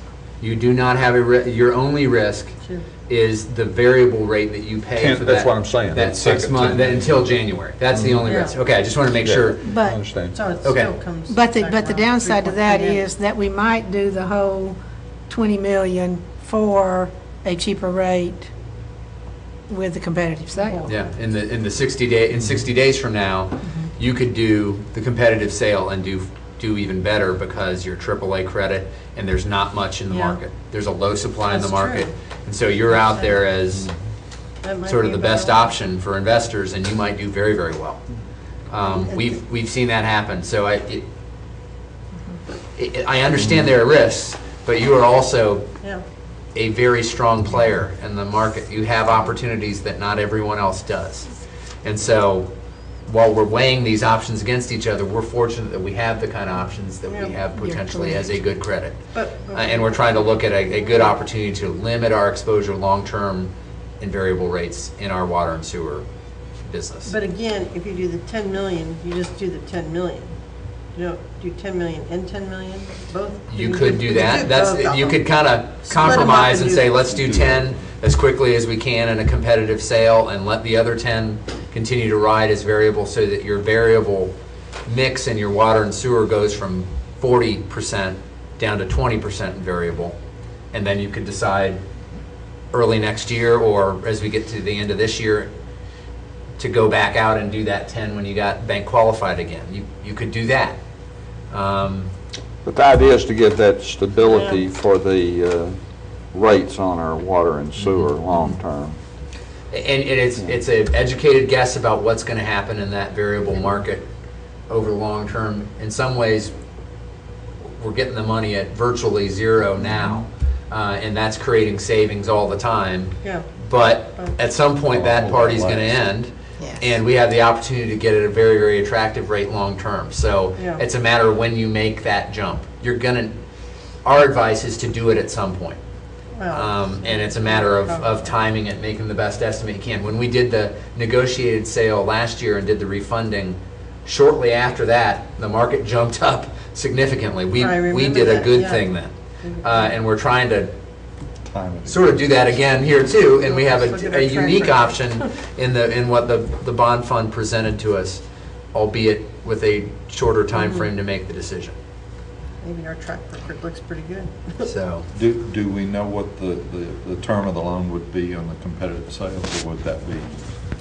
It would not have to be 15 years, but Lauren could. used 15 years Yeah. for this example, Okay. so it Which was is- apples to apples. Thank you. But it could be whatever the term is left on. Yeah. You on could existing stay debt. 18 and a half if you wanted to. Correct. And that could be determined, shortly before you actually sell, depending on where market interest rates are, if you were trying to make sure you were still within a budgeted area of debt service per fiscal year, or we could just leave it at the 18 years. But you do have that flexibility. With the bond fund, it is 15 years. That's the longest you can go out. If we did 18 versus 15. 15 in competitive, does it really have a significant bearing on Yeah. interest rates, Lauren? Not significantly. I wouldn't, the 315 could go to, 320, I don't know, 322. That may even be a little bit conservative. I don't think it's going to be substantial. The steepness of the yield curve has already kind of occurred. It's going to be within, 10, after you get past, 5, 6, 7 years out. So you've kind of already worked it in. It's not going to be substantially different. But I can certainly give those to you if that's helpful. I just was curious what your take was on that. Yeah, no, I don't think it's substantial. But you're saying that we could go to 3.05 for just 10 million in the competitive sale? Looks like the number right now, or the If projection, you were to quite do, projection right now. Bank qualified? Yes, yes. Just doing the 10 million?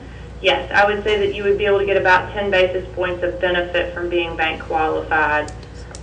doing 10 million in a competitive sale versus doing the full 20 million. Well, it's given us a lot to think about. And maybe that's where we leave it at this point. Yeah, that's something to Think about it. just sort of turn over. We'll return to it tomorrow night, and we'll continue to get direction from the board on where to go. If you'd like us to, we'll ask the bond fund about the potential of that deal extending further, or, if it is possible, how long, so that it may give you a little more time to ponder this. Are you worthy? No guarantee what their answer will be, but we'll ask. No harm in asking if you're okay with that. Since we've already been in touch with them, I think that would probably be the only thing I would suggest at this point, today. I'll put it that way. Another logistical issue for you. We have the Historic Zoning Commission coming in here at 5 o'clock. So we are, I don't know how you want to do this meeting. We've got other items still to cover. Well, and we're getting close to 5. Do you want to? You know what I said part this two? say to you? I said, Yeah. this looked like a really packed up Yeah. meeting, and I didn't fully realize how much. Well, when yeah, I don't think said any of that. us quite did. So I don't know how you want to handle that, what our options might be to pick up part 2 on this. Are you suggesting it'll take more than 5 minutes to do the water budget? I'm suggesting it Yeah. will and probably should. If it doesn't, let's talk later. Yes, that's right. Well, let's see. In that instance, well, could we say that at this point we would like to ask or contact the Tennessee Municipal Bond Fund to see about the. We'll ask that question. And is there anything else that needs to be said to us? Lauren, is there anything else? I don't think so.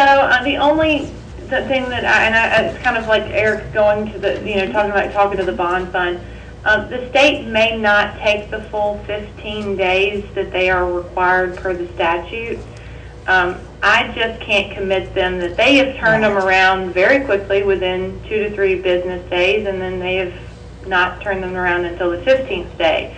So I hate that y'all feel pressured by this window of the bond fund versus the state approval, because it may not materialize. But we certainly, in the event whichever plan we take and we submit to the state, because either way they have to be notified, we will work as efficiently and as aggressively as we can with the state to make sure that they have everything they need and they can turn it around sooner rather than later. So at the very least, could we just get the skeleton of the letters for each option? We can get that ready. That would be We easy. can have that ready to go. Okay. Absolutely can. We'll contact on the extension. I've got one more question Yeah. for Lauren, and other than the market imploding, is there any other, and then we would know what we should or shouldn't have done, but is there any more information that we're going to get within the next 2 weeks that's going to substantially change any decision we're going to make? Is there any other piece of information that we're going to be able to find anywhere, or is this is it, what we have on this piece of paper?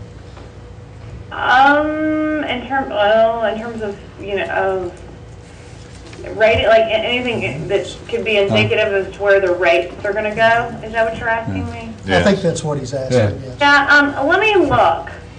Mayor Moore, and see if there's anything that could come out over the next few weeks that really could give us some direction, whether good, bad, or in between. My sense is with the numbers that have come out for unemployment, that as bad as I hate to say, I mean, as much as I don't like to say this, it certainly helps in terms of borrowing costs. It just means it's not a good economy. It's not improving.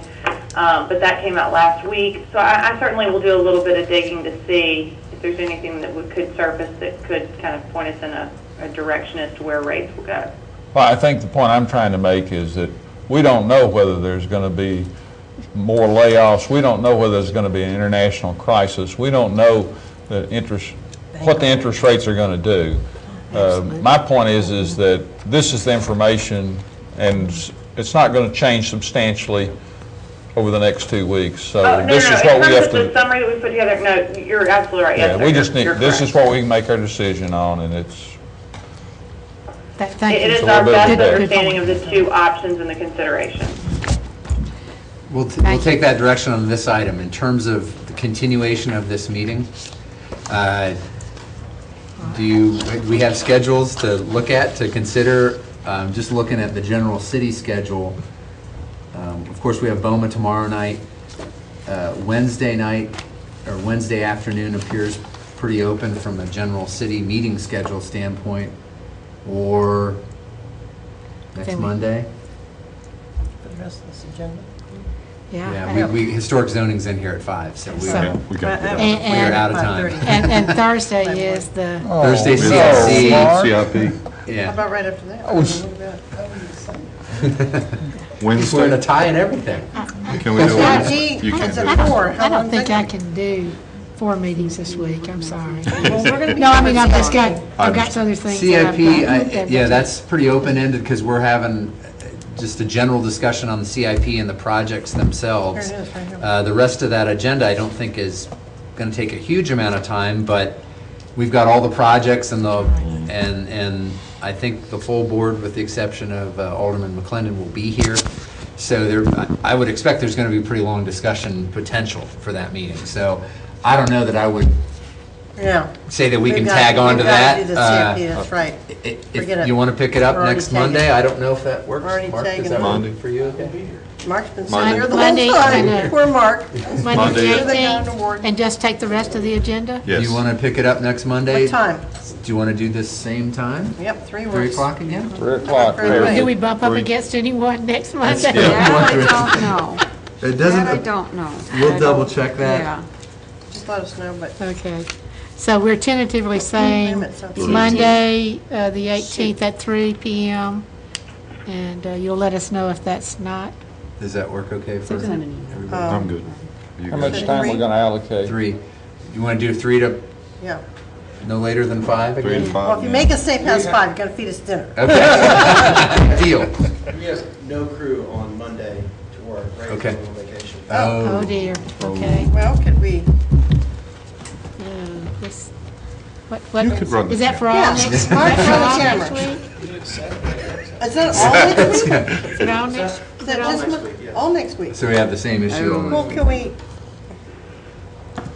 Friday. well, you know What about what? Friday? Do we have to What about Friday?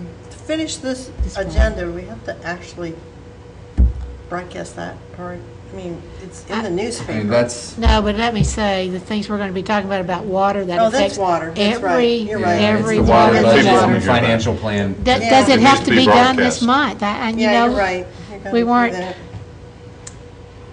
Are we up Okay, against- where are we now then? Setting the rate and or Yeah, the it's Monday, a or the Monday continuation after of- that? How about The this week? 25th? 25th. I have a meeting at 5:30, but How about I, Wednesday this week? see, as I say. He's not I gonna be can't here do this 4 week. meetings. But Wednesday. then all next Could week. the 25th work? Yeah. He's not No, going but to I'm be just here. saying, I cannot be here, therefore, we can't, we don't have a Friday we don't or have a Sunday. quorum. Friday, the 15th? Is that any better? Yeah. It's I still should- this yeah. week, though, but. But Yeah. that, we still don't have the camera. No, we haven't. No, We we went this Yeah. Friday? Could we do it Yeah, this we've got to Friday? do it this week. We're checking with Ray. It's next week. That makes, we're 2 weeks away then. Yes. He nods. Yes, we Oh. could do Friday. What time? Morning. you- Can we do it Can right you away? do In the morning? Friday?